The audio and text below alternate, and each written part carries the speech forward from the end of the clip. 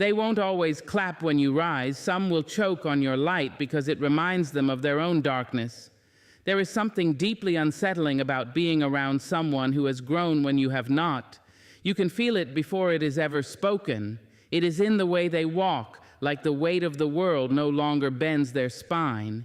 It is in the calm behind their eyes, the softness in their voice, the unapologetic joy in their laughter. Something about them says freedom. And if you're not free yourself, that freedom sounds like arrogance. People rarely hate your growth because it harms them. They hate it because it reveals them. When you elevate, you become a mirror, and not everyone is ready to look. They stare into you and see the things they denied, avoided, or buried. Your evolution confronts them with the truth that staying stagnant was not the only option, that healing was possible, that choosing peace was within reach, but they didn't choose it. And so now your very presence is a reminder of what they didn't do. That's the quiet pain most don't talk about. The pain of being hated not for what you've done, but for what you've become. You didn't brag, you didn't belittle, you simply became more. And somehow more was too much for them. You must understand, people will celebrate you until you outgrow the version of yourself they were comfortable with. That version may have been humble, always available, unsure of yourself, even broken. But you see, when you were broken, you were predictable. You were dependent. You needed them. And in that dynamic, they felt important. In that imbalance, they felt superior. But then you healed, slowly, quietly, with no applause. You pulled the thorn out of your own soul, stitched up your own wounds, and decided you would not be defined by your pain. That's when the shift happened. You went from being someone to comfort to someone who caused discomfort. Not because you harmed them, but because your healing highlighted their hesitation. It's a strange thing how some will interpret your glow as a glare, how your joy, when they're still hurting, feels like a betrayal. The closer they are to you, the more this contrast burns. And when love turns into resentment, it is rarely dramatic. It's subtle. It arrives in quiet distance, in canceled plans, in delayed responses, in conversations that once flowed like rivers, now reduced to single-word droughts. They won't say, "I'm envious of how far you've come." No, that would require honesty. Instead, they'll say you've changed, that you're full of yourself, that you think you're better. But listen closely, those aren't insults. They are confessions. They're telling you that your growth broke the mold they tried to keep you in. And molds, once broken, make people uncomfortable. The tragedy is that you might begin to doubt yourself. You may even try to shrink again, to contort your light into something dimmer, hoping they will return. But let me tell you, the people who require your smallness to feel secure were never holding you with love. They were holding you with fear of their own inadequacy. And it is not your responsibility to be less just to make someone else feel like more. You will realize in time that the mirror you became was never meant to shame them. It was meant to invite them, to show them what was possible, to whisper, you can grow too. But if they turn away, if they shut their eyes, if they cover the mirror with blame, it's not your fault. It's not your burden, and it's not your battle to fight. This is the painful beauty of growth. It is both a blessing and a filter. It shows you who is really with you, not just in your struggle, but in your triumph. The people who can clap for you when you win, the ones who don't flinch when you rise. That is real love. That is spiritual maturity. Not everyone will walk with you. Some will step back, not because you left them, but because they never planned to walk forward. Let them go. And as they go, let your light remain. Let your growth stand tall. You didn't climb for applause. You climbed because your soul asked for air, for light, for freedom. So the next time they look at you with unfamiliar eyes, remember this. You didn't betray them by growing. They betrayed themselves by staying behind. It begins quietly, a shift too soft to name but too sharp to ignore, a change in the way they say your name, a pause before their smile. You've known them for years, perhaps all your life, and now suddenly your presence stirs something bitter beneath their skin. You try to tell yourself it's nothing, but the energy doesn't lie. They've started to resent you, and you don't understand why. What changed? You did. You see, people build identities around who they believe you are. They categorize you, label you, file you away. You are the friend who always listens, the sibling who never argues, the coworker who stays quiet, the girl who never dreams too big, the boy who always plays it safe. They knew you, or at least they knew a version of you that never threatened their image of themselves. But when you started to stretch, to evolve, to transform beyond the boxes they built for you, that's when the resentment crept in. Because to small-hearted people, your growth feels like abandonment. Your newness feels like betrayal, not because you harmed them, but because you dared to become someone they can no longer predict or control. Familiarity can be a strange trap. It gives the illusion of closeness, but it's often built on assumptions, not truth. They thought they knew you, but maybe they only knew who you were when you were dimmer, when you were struggling, when you doubted your own worth. They felt safe around that version of you because it asked for less, because it needed more, because it stayed small enough to never challenge their comfort. Then something in you woke up. Maybe it was a heartbreak, a revelation, a quiet moment of rebellion, but you decided you couldn't stay stuck in the same place, thinking the same thoughts, being the same person. You started honoring your voice, setting boundaries, dreaming loudly, and that made them uncomfortable, not because it was wrong, but because it made them question why they hadn't done the same. See, it's not always enemies who resent you. Sometimes it's the ones who once held your hand, the ones who shared secrets and laughter, the ones who sat beside you in darkness. They don't hate your light. They hate what your light reveals about the shadows they're still hiding in. Familiarity makes them feel entitled to who you used to be. And when you outgrow that mold, they don't celebrate. They sulk. You'll notice the shift in the little things, the jokes that now carry a sting, the compliments that come with a twist, the subtle ways they remind you of your past, hoping it will pull you back. Don't forget where you came from, they'll say.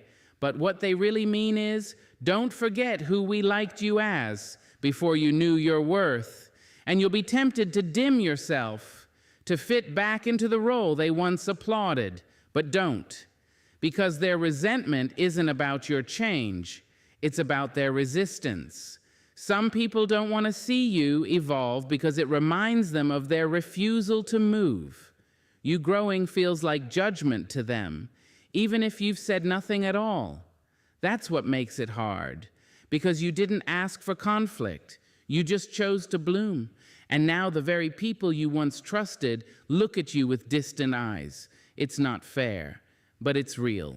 And the truth is, small hearts can only hold so much. They celebrate you when you are relatable, not remarkable. When you are manageable, not magnificent. When you are comforting, not confronting. And nothing confronts the small-hearted more than someone they thought they knew becoming someone they cannot define. You may mourn these changes. You may miss the old connections. But don't mistake their comfort with your purpose. You are not here to live inside someone else's expectations. You are not a memory for others to preserve. You are a living, breathing becoming, and that will always disturb the ones who chose stillness over soul. Resentment from the familiar often teaches us the sharpest lesson, that not all closeness is love and not all history is loyalty. Some people love the idea of you, but only if it stays the same. And when you start to rise, they start to fall away. Let them. Your journey isn't a betrayal, it's a breakthrough. And the ones meant to stay will grow with you, not guard you in the cage of who you used to be. Jealousy never comes wearing its true name. It does not arrive shouting. It does not announce itself like thunder. It slips in slowly, hidden behind smiles that no longer reach the eyes and compliments that arrive half-hearted and heavy. Jealousy moves like fog.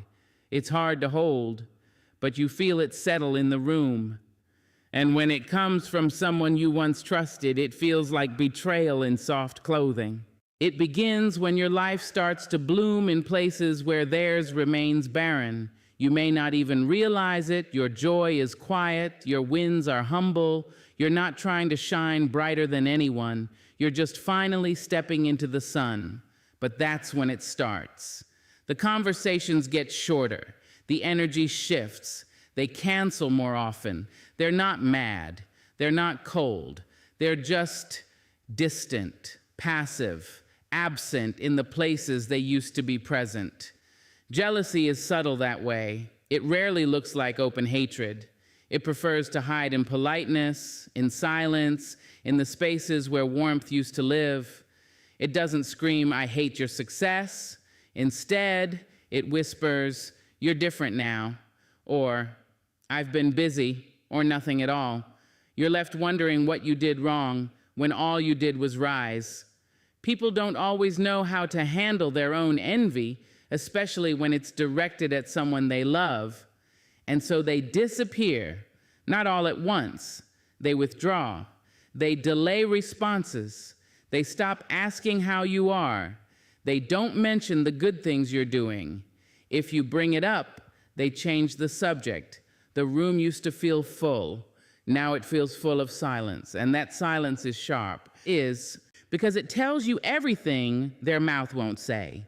It tells you that your growth poked something raw in them, that your healing made their wounds harder to ignore, that your courage became an uncomfortable mirror for their fear. They do not know how to celebrate you because they feel forgotten by life. So instead of clapping, they close their hands.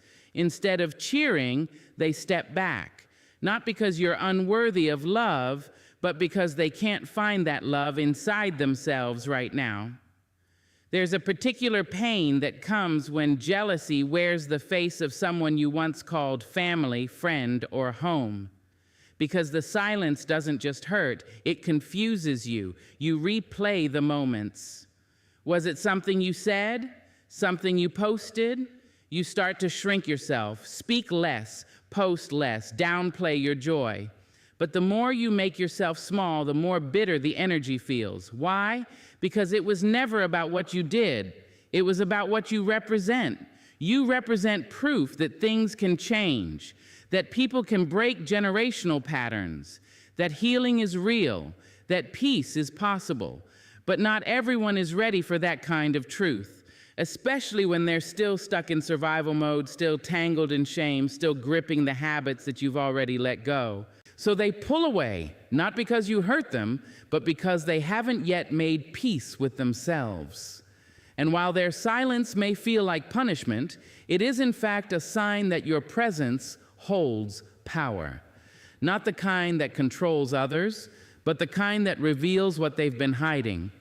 And there will come a time, if it hasn't already, when you'll try to fix it. You'll reach out. You'll ask what's wrong. You'll extend grace. But jealousy doesn't want reconciliation. It wants distance, because closeness makes the contrast unbearable.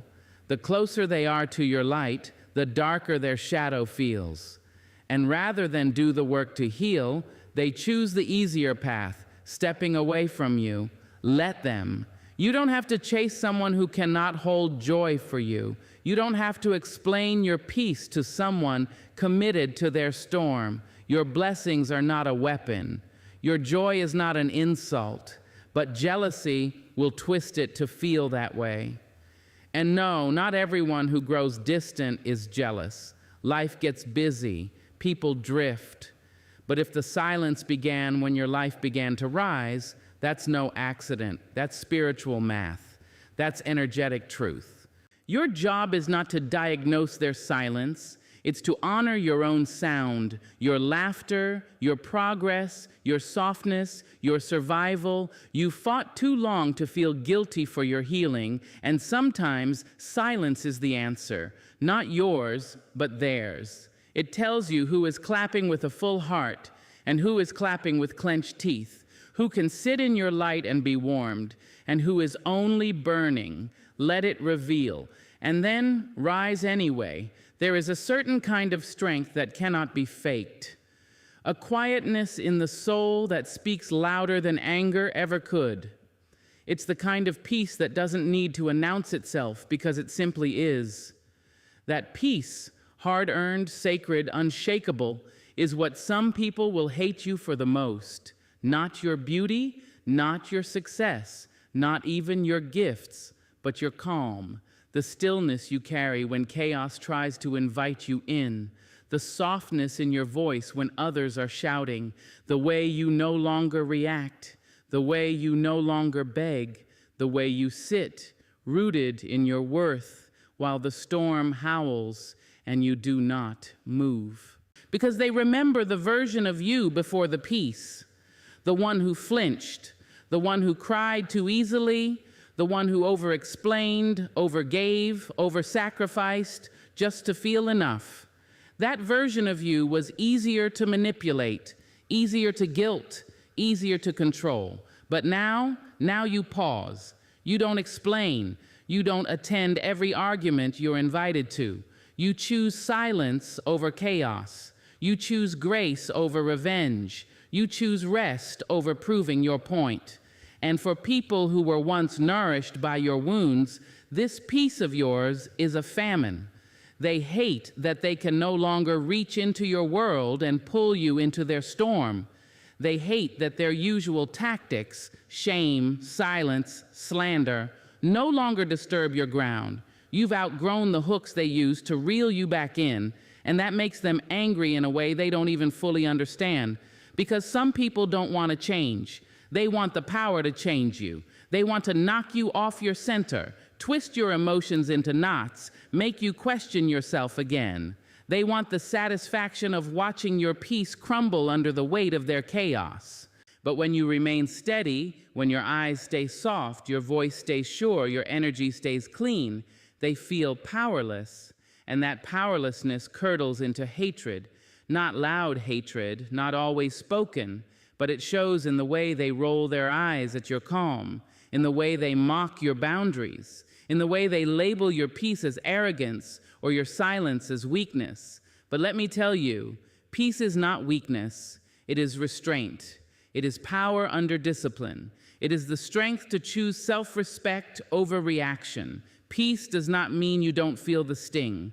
It means you choose not to sting back. It means you've come to a place where your nervous system is no longer tied to someone else's need for control. And that, beloved, is liberation. Some will never forgive you for becoming untouchable in the ways they used to touch you. They will never applaud your growth because it robbed them of access. They'll call you cold, distant, detached.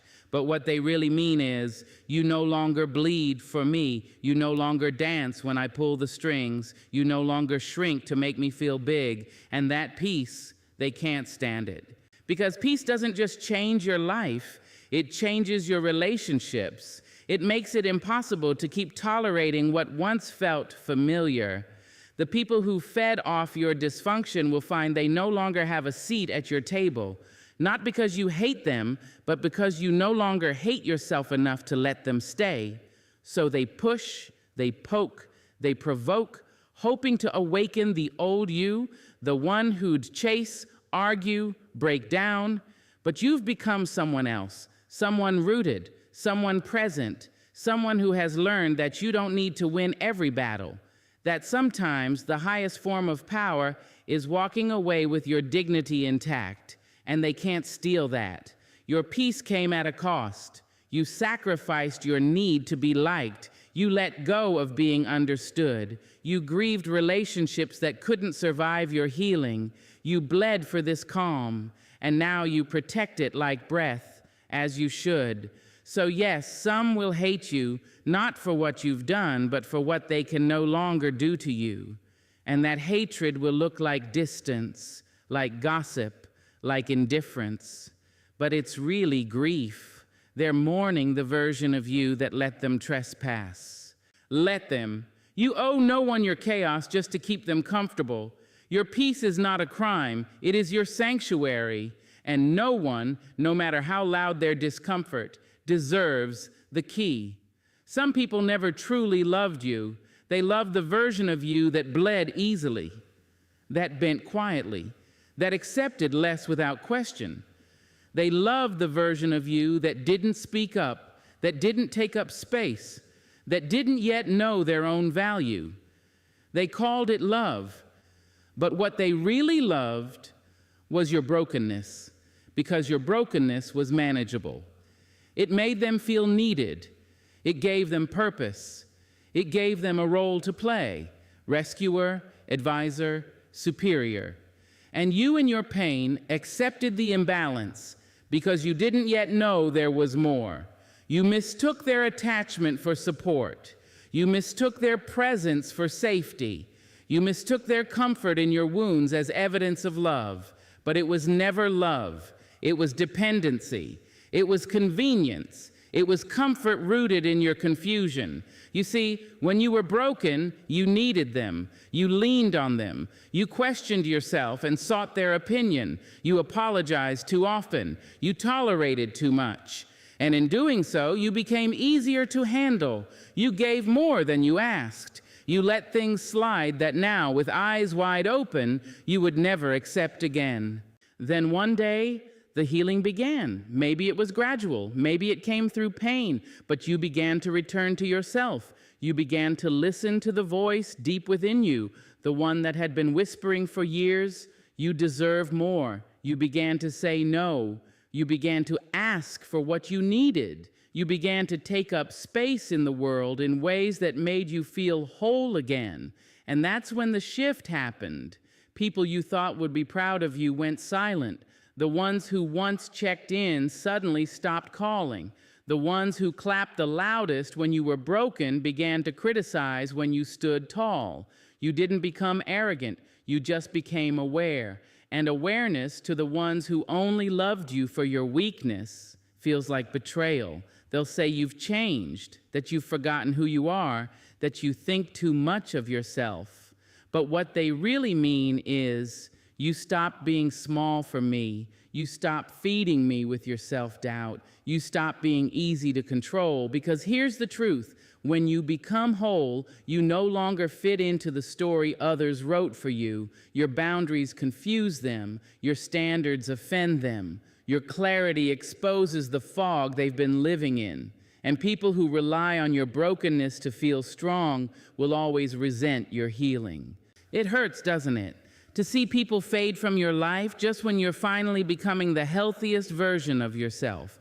It feels like abandonment, but it's not. It's revelation. It's the unmasking of relationships that were never built on mutual growth, but on imbalance. Wholeness doesn't just change you, it changes your circle. It filters the room. It reveals who was truly rooting for your freedom and who was secretly clinging to your captivity. Some people can only relate to your pain. They don't know what to do with your power. Your joy becomes too loud. Your peace becomes intimidating. Your self-assurance makes them nervous. They were there when you cried, but now that you're laughing, now that you're dreaming, now that you walk with a spine straight and a voice steady, they don't know who you are anymore. And that's okay. Let them not recognize you. You were not born to be someone else's emotional crutch. You were not created to be held hostage by who you used to be. You are allowed to evolve, even if it means shedding people who only showed up for your suffering. The sad truth is that some people build their self-worth on the brokenness of others. They don't want you to rise because your rising reminds them of how long they've stayed stuck. And instead of rising too, they'd rather resent you. Not because you did something wrong, but because you dared to heal out loud. You don't have to explain your growth. You don't have to apologize for finding your voice. You don't need permission to be whole.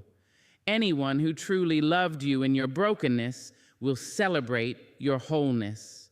Anyone who truly saw you will still see you, even when you are radiant. And to those who walk away, let them. Because you didn't lose them. You outgrew the need to be broken just to keep them close. There is a weight that doesn't belong to you. Heavy and sharp, it arrives in stares that cut, in words laced with venom, in silence that grows colder by the day.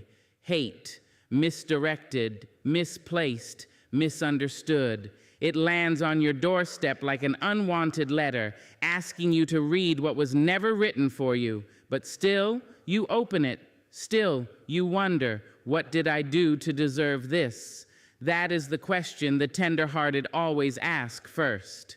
You look inward. You retrace your steps. You apologize even when you don't understand what you're apologizing for. You try harder. You dim your joy, adjust your tone, rewrite your truth, anything to soften the blow of someone else's resentment. But the truth is, their hate was never born from your wrongdoing. It is a reflection of their own inner war. You just happen to be the mirror. There is a sorrow that lives in those who cannot face themselves. A sorrow so dense it clings to everything around it, trying to find someone else to blame. And when you come along, whole, healing, free, it triggers the battle they've refused to fight. Your peace reminds them of their unrest. Your light shines too brightly on their unacknowledged pain. Your growth disrupts the narrative they told themselves about what's possible. And instead of facing that truth, they lash out. But it's not really about you. You became a target because you stood too tall in a world where some are still crawling. Because you spoke your truth in rooms where people only know how to lie. Because you chose to walk away from patterns that others are still defending. Your presence is a disruption. Your joy is a reminder. Your authenticity is rebellion. They hate you because they haven't made peace with themselves. And so their judgment arrives like shadow. It has nothing to do with who you are and everything to do with what you reflect. When you hold your head high, they see all the times they bowed low. When you set boundaries, they remember how often they said yes when they meant no. When you love yourself out loud, they hear all the things they've never said kindly to themselves. Hurt people don't always hurt others out of cruelty. Sometimes it's desperation. Sometimes it's confusion. Sometimes they don't know where the ache inside them ends and the world begins. But you are not responsible for cleaning up the broken glass of another person's unhealed life. You are not the cause of their chaos. You are simply standing too close to the fire they refuse to put out, and yet still you carry it. You carry their coldness, their distance, their sharp remarks. You wonder if it's your fault. You twist yourself in knots trying to make them comfortable, trying to make them see you clearly. But the truth is, people at war with themselves don't have the clarity to see anyone else. You are not their enemy, but you will play that role in their story if it helps them avoid accountability, so release it. Release the need to fix their perception, release the urge to earn their love, release the guilt that was never yours to begin with. Your peace is not a provocation. Your self-worth is not a threat.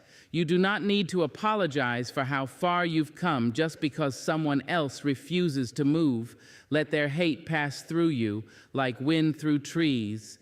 You are rooted too deep to be shaken by passing storms. Let their silence echo without stealing your voice. Let their absence become space, not emptiness. Let their judgment be theirs to carry, not yours to hold. And if you must walk away, do so without bitterness. You don't need to match their rage with your own. That's the power of peace. It doesn't scream to be heard. It simply lives, calm, steady, unapologetic. It's not always easy to be the mirror, to be the one who triggers what others refuse to heal. But it is not your job to shatter yourself so others don't see their cracks. Let them look, let them rage, let them retreat. But do not carry their war into your heart. You've fought enough battles of your own to earn the stillness you now keep. Protect it, guard it, honor it, and understand this. Their hate is loudest when your silence has power. So let them hate. Let them misunderstand. Let them leave. You don't need their approval to be at peace. You just need to remember it was never about you. They will come quietly, subtly, even smiling, as they begin to resent the parts of you that dared to outgrow their comfort. But do not fold, do not shrink. You were never meant to stay small to make others feel safe. The silent war is real, but so is your peace, your power, your purpose. And in the end, love yourself loud enough that the hate becomes background noise.